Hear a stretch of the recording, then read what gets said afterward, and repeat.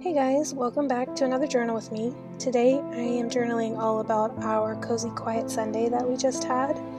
We didn't have any plans, which was really nice, and it's the first time that we've had that happening in a while, or the first time that we're not working a weekend and then trying to fit in a bunch of stuff on a Sunday.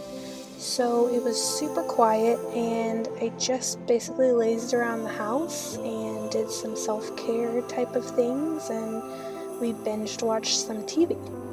So it was really nice, and a nice refreshing start to what is going to be a pretty long week. So I'm just going to cut out some pictures here. This is from, I believe, a country living, southern living, something living, Martha Stewart living, definitely not Martha Stewart. I think those pages are usually pretty thicker. But this is from a magazine that I just kind of had laying around, and I really loved it. On the other side is actually what I had saved it for originally. It's this picture of the super cozy cabin. It's covered in snow, and then there's deer outside just hanging out, eating whatever's on the ground. And I originally saved it because I wanted to post that in my journal, and I just didn't end up, thinking that that was going to be the best use of the page. On the other side, there's all these things that you could buy that kind of, I guess, contribute to the cozy cabin feel if that's what you wanted for your own house.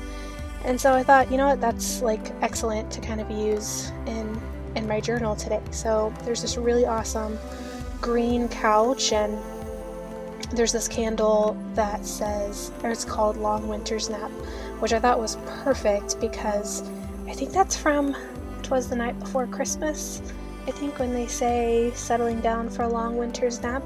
But it had the feel, and I don't normally put stuff like that in my journal, and I really wanted to. So I cut out those pillows and the candle and the couch, and those are going to go really nicely in this spread.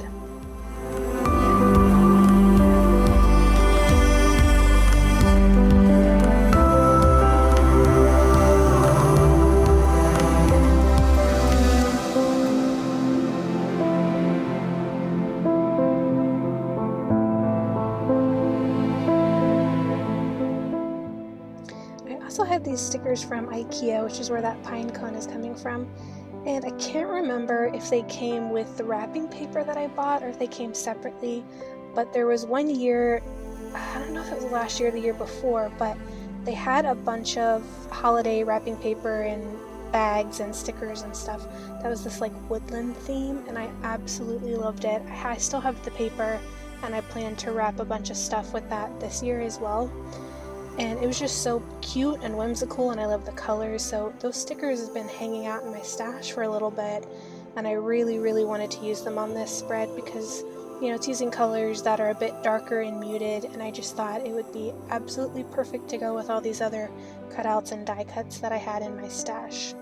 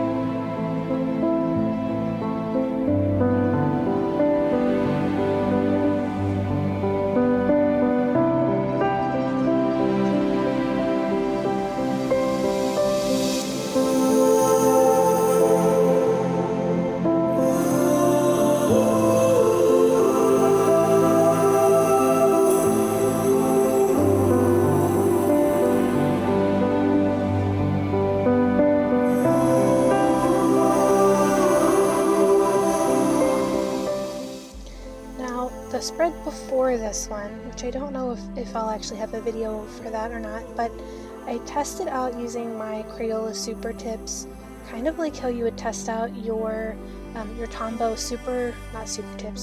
your Tombow dual tip brush markers. A lot of people use them as watercolor. They'll put them down on something that's like a slick surface, and then they'll use a water brush. and I really loved it. I loved how it came out. I loved how easy it was, and because I have a ton of super tips, I have so many colors, they're much more affordable as opposed to the Tombow markers, which I do have some of, but I don't have as many colors. So for this, it was really perfect. And then on top of that, what you see me using there is some old sticker backing. You can buy palette paper that's got that slick surface, and you can use it as a watercolor palette, or you could even use it for, I think, acrylic paint, and at the end you just kind of peel it off, and it comes in these packs, almost like sheets of paper. And I thought about buying some of that, but I just wanted to test out and see if this sticker backing would have the same effect, and it did. Now it's not going to be as durable as your palette paper, obviously, because it's just thin. It's not meant to be used over and over again. I think I'm probably going to use it a couple of times and then I'll toss it, so it at least got recycled in some capacity.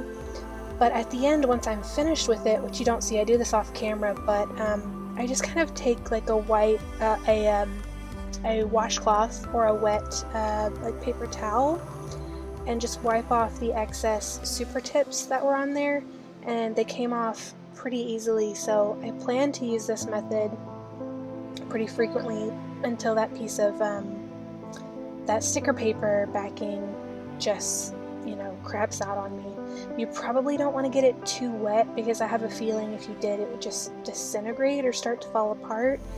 But if you use pretty minimal water, you could probably use it, I don't know, 5-6 times, maybe more. Like I said, it's the first time I've tested this out, so I don't know how durable it will be over time. But if this is a method that you like to use and you want to be frugal and you want to recycle things, definitely save your sticker backing, don't toss it, and use it as a palette for your watercolors.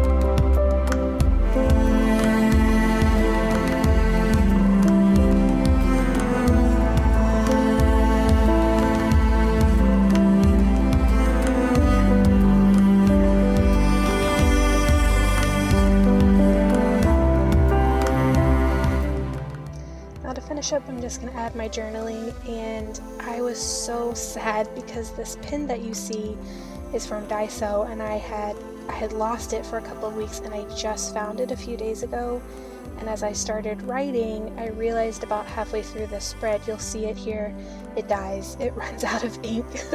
And I love it. It's very light, it's very easy to write with, and very, very thin. I have a tendency, not only because I'm left-handed, but just because I'm sloppy in general, to get a bunch of like ink splotches on the page or to smear things. And I love these gel pens because they dry so fast. It's easy to see my writing. It makes it a lot more crisp and clean than if I write with just a regular ballpoint pen or even another gel pen. I have one of those InkJoy, oh gosh, I can't think of the brand right now, but it's the InkJoy, the clickable ones, and I love the feel of that pen, but again, it's too heavy and too much ink comes out. So I love everything about these pens, and I'm gonna have to go back and grab some more and stock up on them. And they've got blue, red, and black all in the same pen, but I like to write pretty much exclusively in black in my journal. So once they run out of black ink, I switch them over and make them, you know, quote unquote work pens, and then I use the blue in like my planner, which is not really much of a planner, just kind of to make to-do lists and making notes for myself about things that I need to remember. And I'll use the red to kind of cross things out after the black ink runs out. So you're gonna see me here in a moment just give up and switch over to my new fountain pens that I got from Five Below. These are really good quality for the price. I can't remember if there was 10 or 8 in a pack.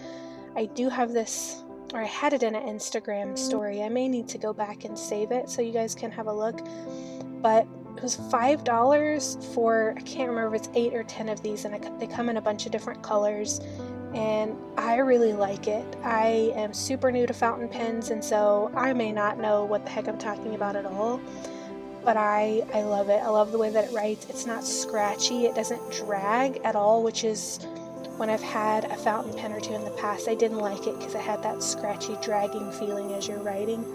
These are so smooth. So if you like fountain pens, these are definitely a bargain. Go pick you up some from Five Below.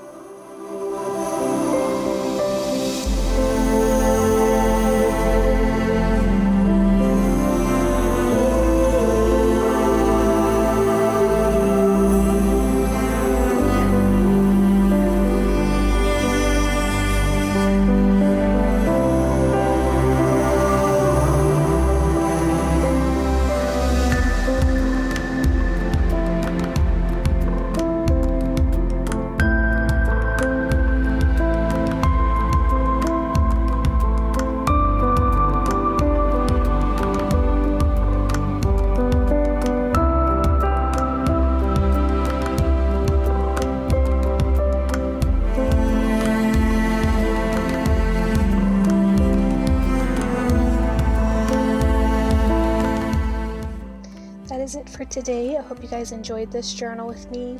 As always, if you did like this and enjoy this content, please like and subscribe, and also check down below to see my Instagram handle to come and visit me over there. I'll see you guys next time. Bye-bye.